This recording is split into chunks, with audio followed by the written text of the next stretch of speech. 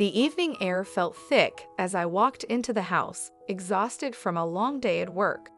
The peace I longed for seemed distant, replaced by an oppressive, unsettling silence. As I passed our small office, I stopped, my heart pounding. My husband, Ethan, was sitting at the desk, papers scattered before him. His face was tense, and my stomach twisted as I realized what he was looking at: my personal documents.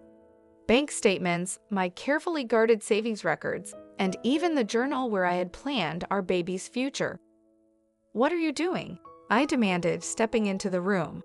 My voice shook with a mixture of anger and disbelief. Ethan looked up, his expression utterly unapologetic. "Just making sure everything's in order," he said, his tone maddeningly calm. "With the baby on the way, we need to be prepared." I clenched my hands into fists. "You went through my things without asking." My voice grew louder, edged with rage. "You had no right." Ethan's calm mask slipped, and his expression darkened. He stood abruptly, his eyes narrowing. "Jessica, our finances are shared," he snapped. "I have a right to know what's going on, especially when you're acting like money grows on trees." Confusion turned to horror. "What are you talking about?" I demanded, my voice rising. "I've been saving every penny for our baby's future. What could possibly justify this invasion of privacy?" Ethan stepped closer, his eyes cold. "I'm $100,000 in debt, Jessica. Gambling debt. I need that $50,000 you've been hiding. We have to fix this before it destroys us." The room spun around me. My savings, carefully set aside to secure our baby's future, were now the target of his reckless decisions. "You're not using that money," I managed, my voice trembling. "That's for our child." Ethan's face contorted with rage. "You're being selfish," he shouted, his voice booming. "This is about survival." The tension boiled over. Before I could react, Ethan's hand flew out, striking me hard across the face. The force of the slap sent me stumbling backward, my cheek stinging with pain. Shock flooded my senses, but there was no time to recover. Ethan grabbed my shoulders and shoved me forcefully against the wall. Pain shot down my spine, and fear took hold, making my heart race. "You think you can defy me?" he spat, his grip tightening. "I've sacrificed for this family, and you act like some spoiled little girl." Tears blurred my vision, but I fought to keep my voice steady. "You can't do this to me," I whispered, desperation breaking through. Summoning every ounce of strength I had left, I shoved him away, breaking free from his grip. My body trembled as I stumbled out of the room. The cool evening air hit my tear-streaked face as I bolted out of the house, my body still shaking. I stumbled into my car, locked the doors, and sat there, gasping for breath. The assault had left me dazed, but the fear for my baby's safety burned brighter. I knew I had to get away, to protect both myself and the life growing inside me. The next morning, I met my best friend, Olivia, at our usual coffee shop. I hadn't slept, and the bruise on my cheek was glaringly fresh. Olivia's eyes widened with horror when she saw me, and she pulled me into a gentle hug. "Jessica, what happened?" Taking a shaky breath, I told her everything: Ethan's secret gambling debt, his plan to steal my $50,000 savings, and how he had hit and shoved me when I refused. Her face grew hard with anger as she listened. "You have to leave," she said, her voice firm. "You and your baby deserve to be safe. You can't stay with him." Her words pierced through the fog of fear, and I nodded, tears welling up. "I know," I whispered, "but I don't know where to go." Olivia reached across the table and squeezed my hand. "We'll figure it out," she promised. "But first, you need legal protection. We have to get you a lawyer." A few days later, Olivia drove me to meet Alex, a respected family attorney. His office was warm and welcoming, sunlight streaming in through large windows. I needed that feeling of safety. Alex greeted me with a kind smile, but his eyes turned serious as he listened to my story. I explained the emotional abuse, Ethan's gambling debt, and the physical violence. My voice trembled, but I forced myself to stay strong for my baby. "You're incredibly brave," Alex said gently, "but you need to be prepared. If you fight for your rights, Ethan might retaliate. We'll need solid evidence of everything." Olivia leaned forward. "Jessica has been saving texts, photos, and journal entries for months. We can get whatever you need." Alex nodded, his expression growing determined. "Good. We'll start by securing a protective order and making sure Ethan can't touch that $50,000. We'll also need proof of his gambling debts and financial recklessness." Hope sparked in my chest. With Olivia and Alex by my side, I felt a flicker of strength. The days blurred into nights as Olivia and I worked late, gathering every piece of evidence we could find. We documented text messages where Ethan belittled and manipulated me, photographed the bruise on my cheek, and found records of his gambling debts. Each piece felt like a weapon in my fight to protect my baby. One evening, I sat at my parents' house, hands trembling as I shared everything. They had suspected something was wrong, but hadn't known the full extent. My father's jaw clenched in anger, but he gently took my hand. "You're stronger than you think, Jessica," he said, his voice unwavering. "We're here for you." Their support filled me with renewed courage. I wasn't just fighting for myself, I was fighting for my baby's future. The day of the court hearing arrived, and the courthouse felt cold and intimidating. I walked in with Olivia and Alex at my side. Ethan was already there, sitting with his lawyer. His expression was hard, and his mother sat beside him, her glare full of disdain. The judge called us forward, and Alex presented our case. He described Ethan's emotional abuse, his secret gambling debt of $100,000, and the physical violence I had endured. He emphasized that my $50,000 was for our baby's future, not to cover Ethan's reckless decisions. I took the stand, my hands trembling but my voice strong.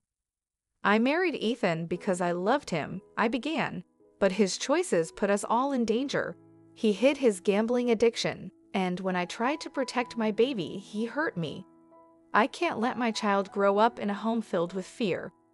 Ethan's lawyer tried to portray me as overly emotional, claiming Ethan's actions were out of stress. But the judge listened closely, her eyes narrowing at their arguments. She asked pointed questions about Ethan's debts and his actions, making it clear she wasn't convinced by his excuses. When the court took a recess, Alex leaned over and whispered, "You're doing great, Jessica. Stay strong. The judge is paying attention to the facts." Ethan glared at me from across the room, but I held my head high. I wasn't afraid anymore. I was fighting for my baby and our future. The judge's verdict was delivered. Ethan's actions are inexcusable.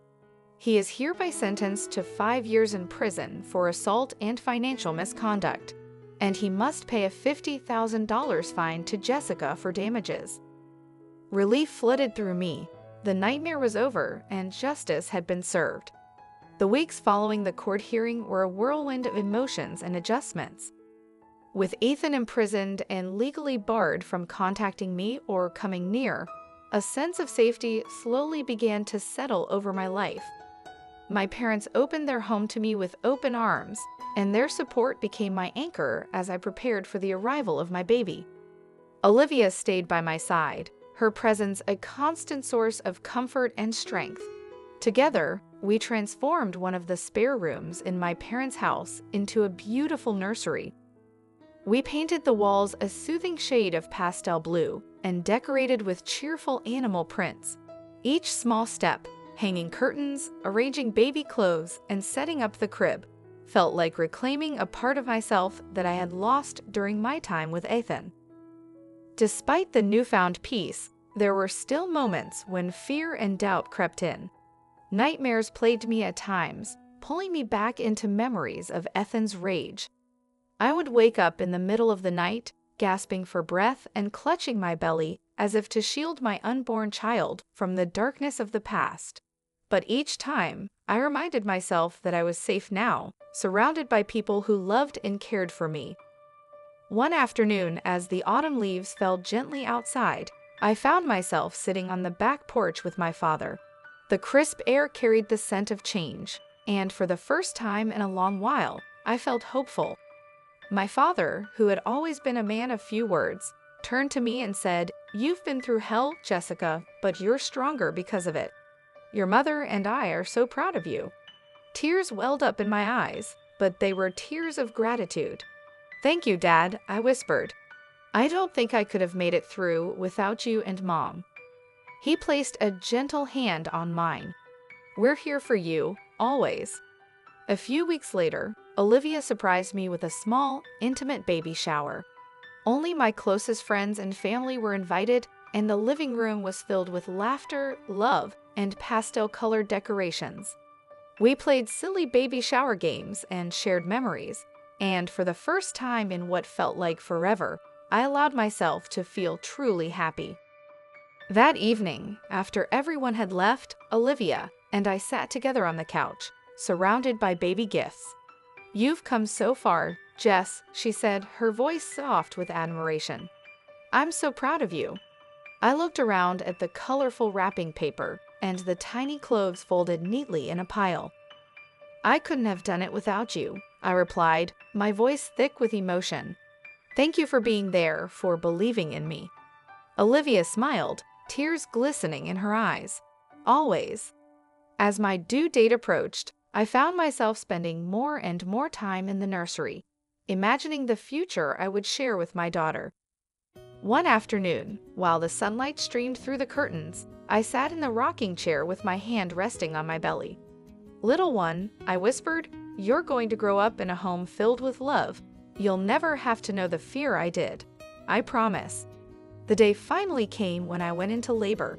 It was a whirlwind of pain, nerves, and excitement, but I was surrounded by the people I loved most. My parents held my hands, and Olivia never left my side. Hours later, I held my daughter, Charlotte, in my arms for the first time. Her tiny eyes blinked up at me, and the world seemed to stand still. Tears streamed down my face, and I whispered, "You're safe, my love. We're both safe now." The weeks after Charlotte's birth were filled with sleepless nights and tender moments. My parents helped me with feedings and late-night diaper changes, and Olivia visited often, bringing meals and laughter into the house. The love that surrounded Charlotte and me was overwhelming, a reminder that we had both found a new beginning. One afternoon, as I rocked Charlotte in the nursery, the sunlight casting a warm glow on the walls, I thought about how far we had come. The pain of the past had left scars, but they were a reminder of the strength I had discovered within myself. I had fought for freedom, for safety, and for the chance to give my daughter a life filled with love and joy. Healing was not a straight line, but every day was a step forward. And with Charlotte in my arms, I knew that the future was full of endless possibilities, brighter than I had ever imagined.